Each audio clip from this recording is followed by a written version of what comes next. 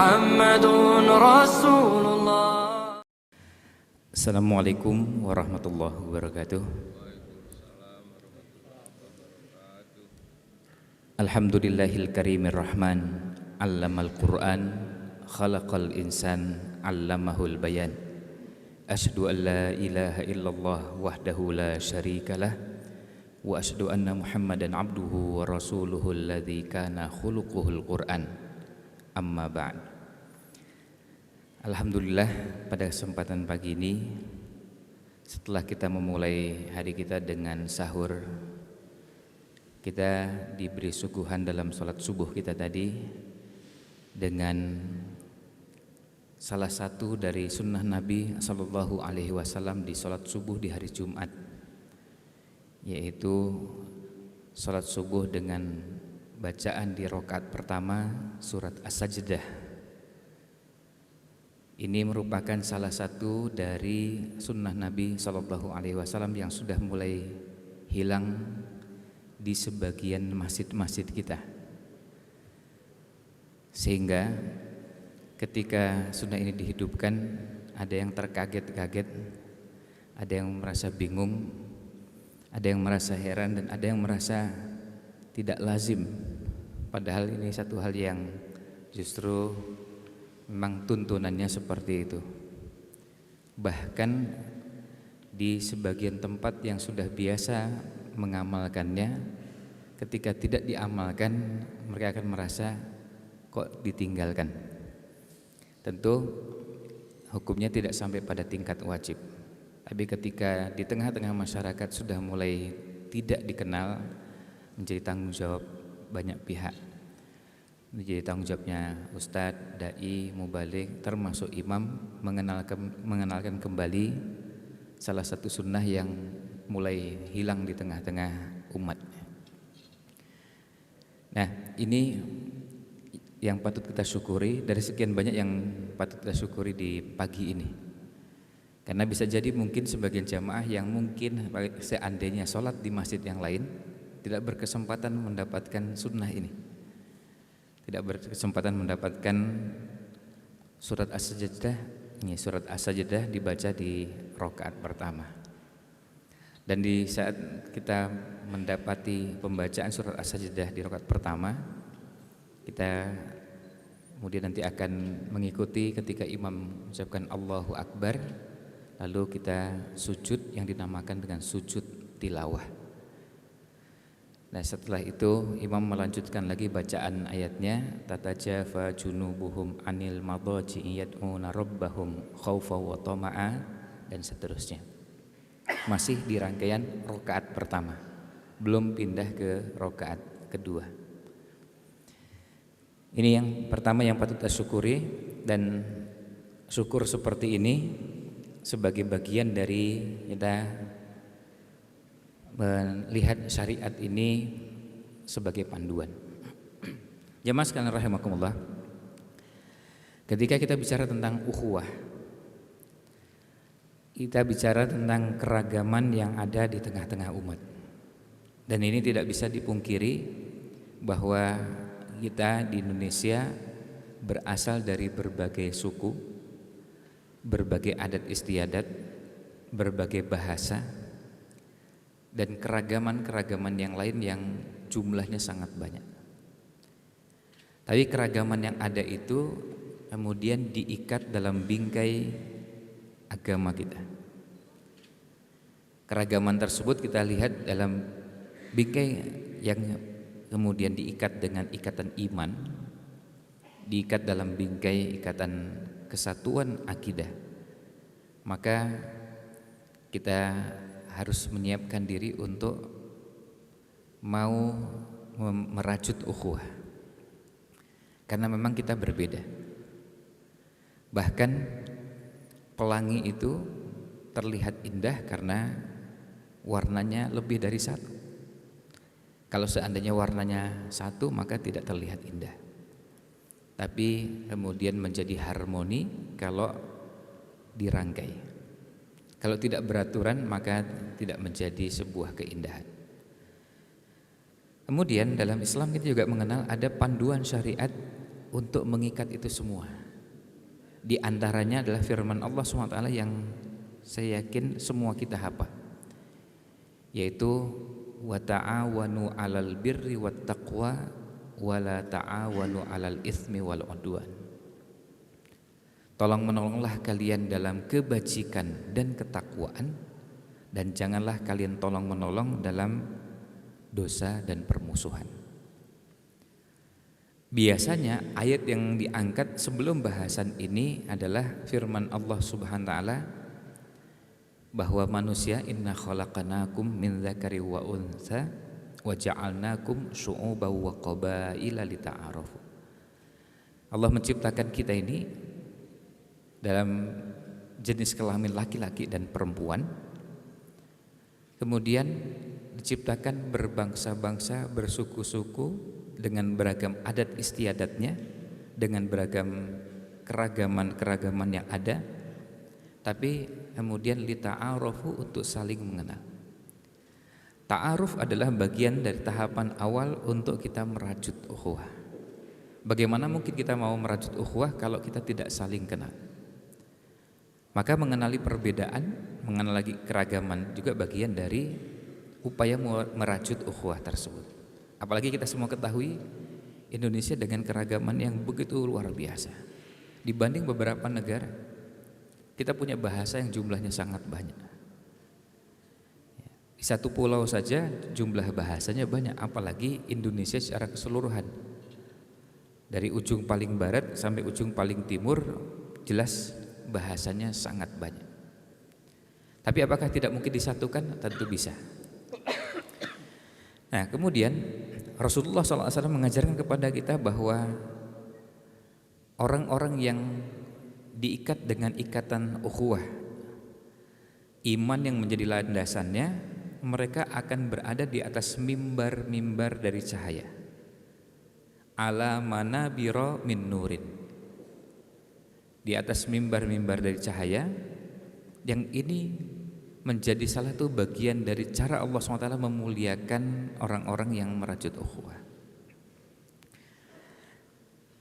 Kita akan coba untuk mempersempit pembahasannya dalam konteks kita di Indonesia, bahwa keragaman yang ada tersebut kemudian perlu ada satu panduan. Tentu panduan tersebut adalah agama kita, karena kita bicara tentang ukhuwah. Maka ketika kita menyepakati sumber ajaran Islam dengan Quran dan hadisnya, kemudian kita juga menyepakati ada prinsip-prinsip seperti rukun Islam, rukun iman. Kita juga menyepakati bahwa dalam syariat ada yang masuk kategori sawabit, hal-hal yang sifatnya prinsip dan tidak mungkin berubah. Tapi juga kita mengenal ada yang namanya mutaghayyirat, hal-hal yang bisa berubah. Tidak semua bahasan tidak semua bahasan akidah dan tidak semua bahasan fikih, tidak semua bahasan akhlak berada dalam satu posisi. Tidak semuanya berada posisi sawabit, tapi kadang-kadang ada yang mutaghayyirat. Contohnya misalnya di bahasan fikih, kita coba terapkan dalam sholat subuh kita. Sholat subuh yang kita laksanakan jumlahnya 2 rakaat dan dilaksanakan di waktu seperti ini masuk kategori sawabit, masuk kategori prinsip yang tidak mungkin berubah sampai kiamat. Akan seperti ini sampai kiamat, sholat subuh akan 2 rakaat dan tidak mungkin bertambah, tidak mungkin berkurang. Zaman yang sangat canggih, secanggih apapun, bukan cuma zaman modern tapi postmodern, atau nanti seandainya ada istilah lagi yang berikutnya, tetap sholat subuhnya 2 rakaat, dimulai dengan takbiratul ihram, diakhiri dengan salam, dan semuanya sama seperti yang dilakukan oleh Nabi SAW dan para sahabatnya dulu sekitar 15 abad silam. Jadi kalau ada yang berbeda, maka sudah jelas keluar dari rambu tersebut. Artinya kalau ada yang subuhnya tidak 2 rakaat lagi, bisa bertambah atau bisa berkurang, atau urutannya tidak dimulai dengan takbiratul ihram tapi dimulai dengan yang lain. Misalnya dimulai dari ruku atau dimulai dari sujud dan berakhirnya dengan takbiratul ihram.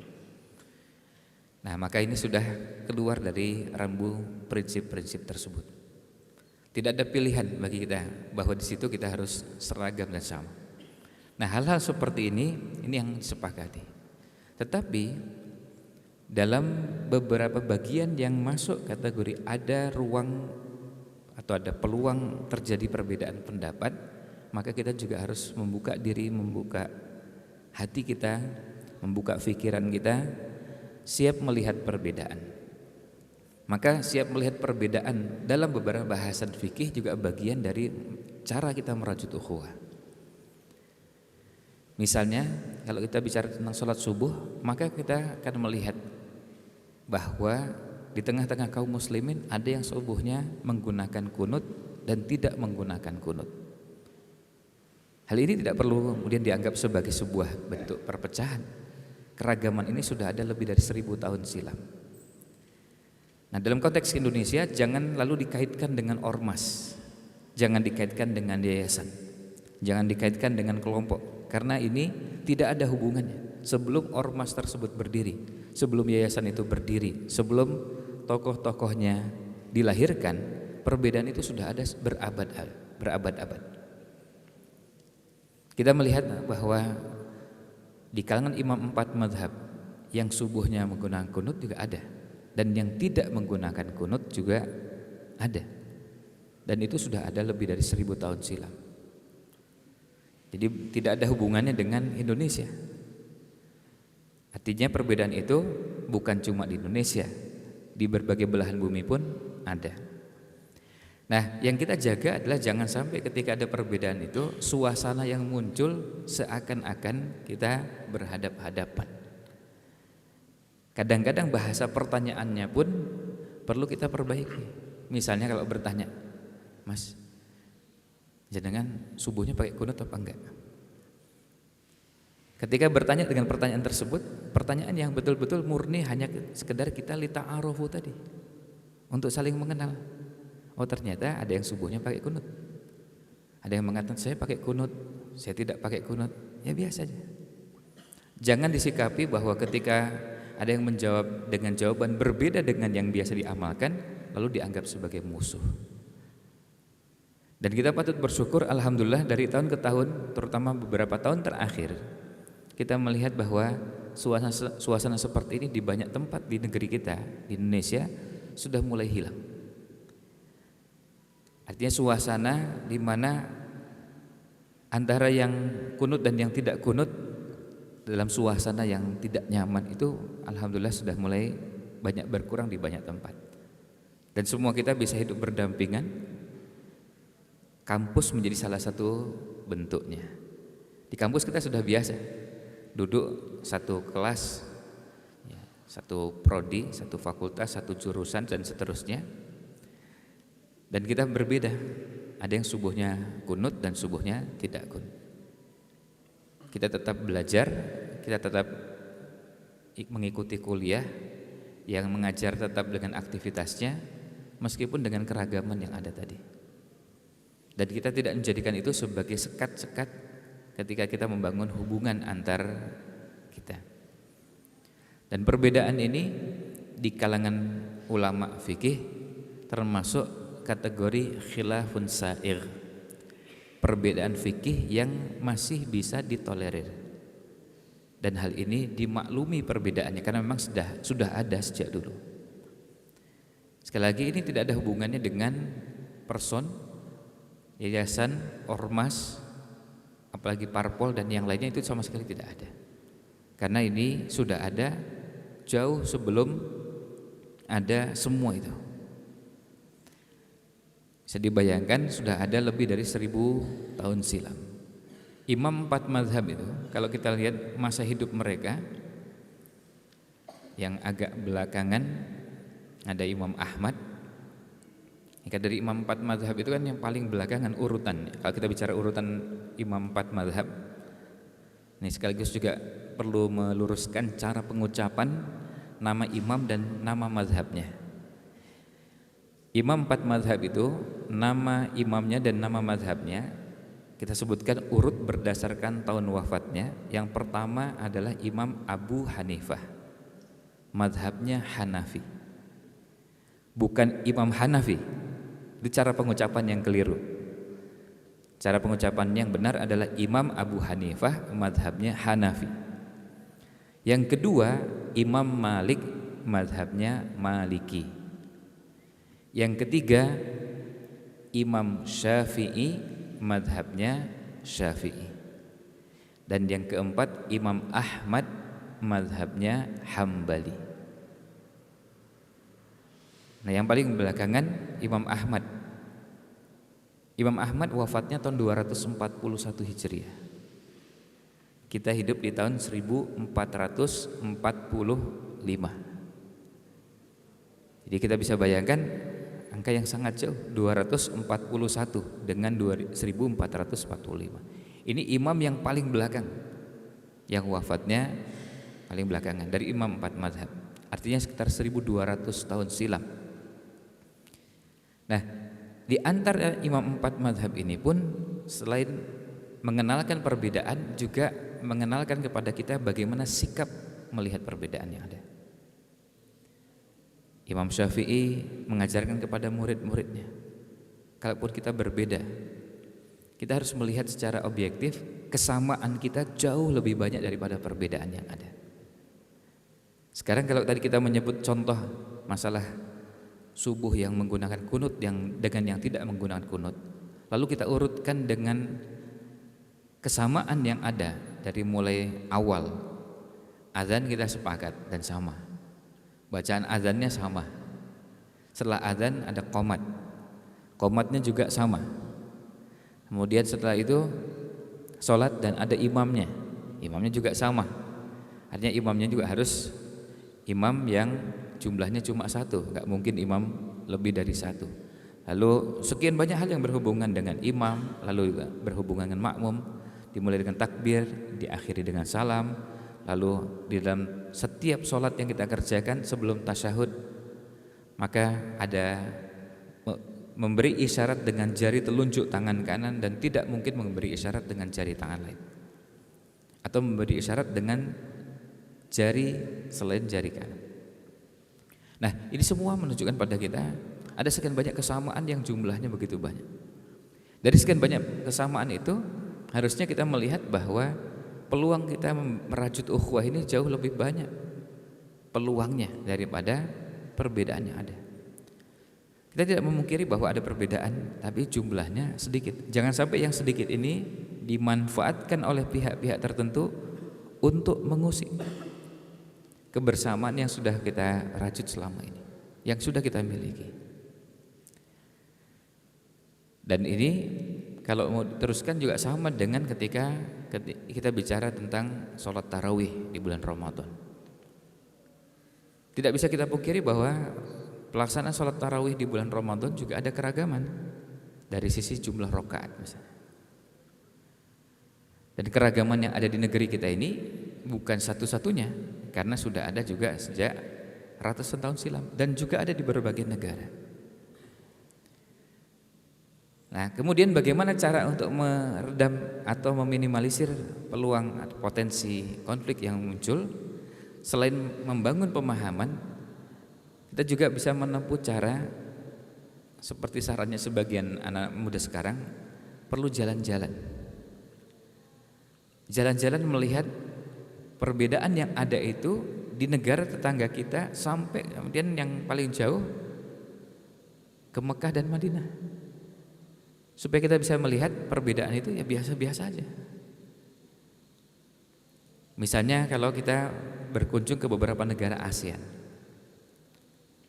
apakah ada yang kunut dan yang tidak kunut? Ada. Silakan berkunjung ke Vietnam misalnya, lalu lihat sholat ke sana, cari masjid dan sholat di sana, dan sempatkan untuk tanya pada imam atau pengurus masjid di sana, takmir masjid di sana. Kami pernah ketika berkunjung ke sana lalu tanya, di sini subuhnya pakai kunut dan atau enggak? Jawabannya sama seperti di Indonesia, ada yang kunut dan ada yang tidak kunut. Terus saya tanya lagi, gimana suasananya? Ya akur-akur aja, biasa aja. Yang kunut dan yang tidak kunut ya biasa. Hanya ketemu bahwa kita berbeda, sholat di satu masjid bahwa saya pakai kunut atau tidak pakai kunut itu biasa. Lalu kita coba bergeser lagi, lihat ke Filipina. Kemudian kita coba bergeser lagi, lihat ke Thailand. Thailand yang di daerah Bangkok dan sekitarnya, Chiang Mai, atau kemudian yang ke selatan. Kemudian kita coba geser lagi ke Myanmar. Kita ketemu dengan muftinya, kepala bagian sertifikasi halal haramnya, dan sekian banyak tokohnya. Mereka juga menyampaikan hal yang sama, dan itu biasa. Kalau saudara-saudara kita di negara ASEAN ini biasa melihat itu, dan mereka juga meyakini bahwa di tempat ini memilih dengan cara tertentu, itu hal yang biasa. Nah, kemudian yang perlu kita jaga adalah bagaimana kita menghargai keragaman. Ini jamaah sekalian rahimakumullah, bagian dari upaya kita untuk merajut ukhuwah.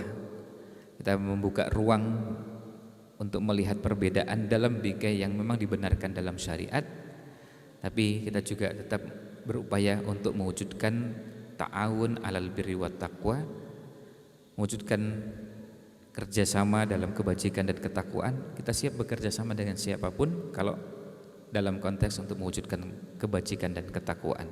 Sebaliknya, kita tidak akan bersedia mewujudkan atau ta'awun dalam dosa dan permusuhan meskipun dengan teman dan saudara kita. Demikian yang bisa kami sampaikan, mudah-mudahan ada manfaat yang bisa diambil. Mohon maaf jika kurang berkenan. Wallahu a'lam. Wassallallahu ala nabiyina Muhammad wa ala alihi wa sahbihi ajmain. Wassalamualaikum warahmatullahi wabarakatuh. La ilaha illallah Muhammadun Rasulullah.